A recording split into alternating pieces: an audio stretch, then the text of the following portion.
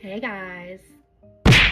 So I've been getting a lot of comments, DMs, and questions about BTS ticketing in general, so decided to make a video on it because BTS ticketing season might actually be coming very soon.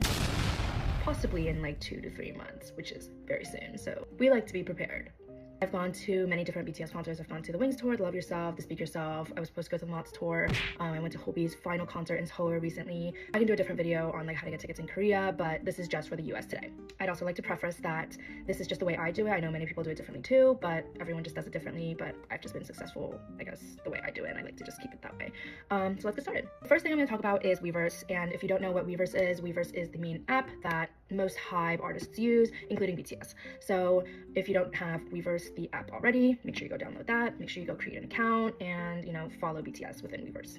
After you do that, you're gonna go into Weverse shop, which is on the second corner of the app, and if you don't have it already, make sure you have the BTS Army membership. You can buy that within the shop. This is a reminder though that if you are planning on going to a concert in Korea for BTS specifically, you're gonna need the BTS global membership and not just the BTS US membership.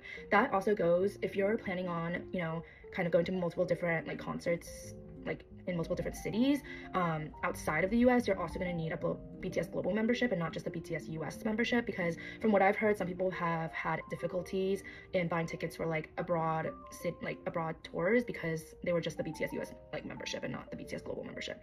So just keep that in mind. The second thing I'm going to talk about today is the pre-sale part. Now this part might get a little confusing, so bear with me. How this works can go two ways. There's a raffle or there's no raffle. The first part I'm going to talk about is a raffle. If this goes the raffle way, how it's going to work is on Weverse, there's going to be a notification that says North America tour for BTS, and you're going to click that. You're going to click that. There's going to be a whole bunch of information and a whole bunch of links for the North America tour. So there's going to be one that says register here for the pre-sale with your Army membership. So you're going to click that. You're going to put in all your personal information, like your name, your last name, your email, your phone number, and then in the end it's going to say do you consent to all this information, and doesn't match your Army membership code, and you're gonna say yes to everything, and then perfect, and then you're good with Weverse.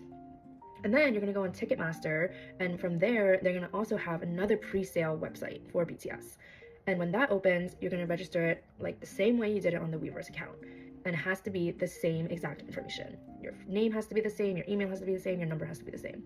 That way, when the pre-sale day actually comes, they'll know it's the same person and you'll be able to go in clearly.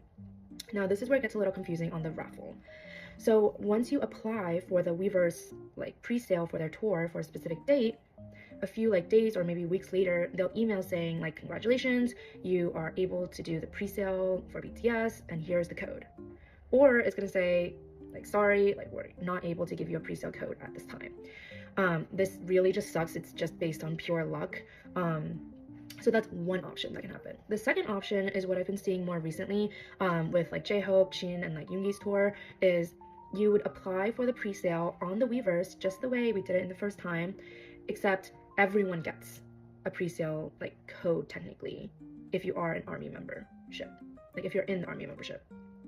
So then on the ticketing day sale for the pre-sale, you'll go in and the code that you put in will be your Army membership digital code. This way, it's probably 100% more easier for honestly everyone.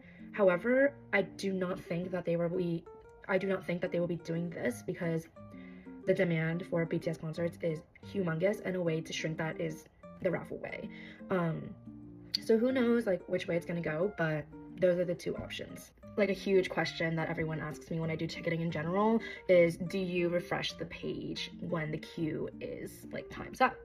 And my answer is, I never refresh. I never refresh. And I know a lot of people do, and people are successful in that, but for me, every time I've done concert tickets and I refreshed, my number was just not great. And every single time I just left it there and just let it wait, it was a good number. So that's honestly just preference, I think, but I don't refresh ever. And do you have multiple tabs?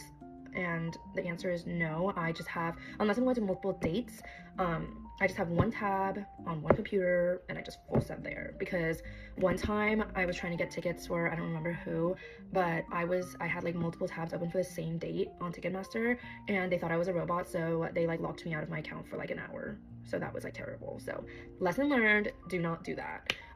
You can do multiple tabs for different dates, but not on the same day.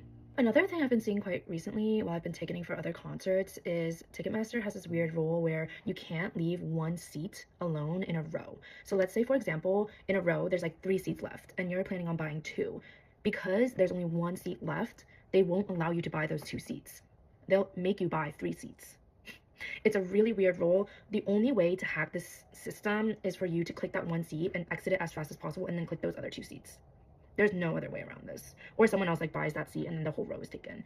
It's a really rule that Ticketmaster does, and it's so annoying, but just keep that in mind. It also goes the same for like if you are going to a concert alone, let's say, and you see that like one in a row, there's like only 2 seats left, right? And if you're going alone, you're only gonna buy one seat. But if that one other seat is like not taken yet, then you're not gonna be able to buy that one seat. It's just keep that in mind. Just keep that in mind.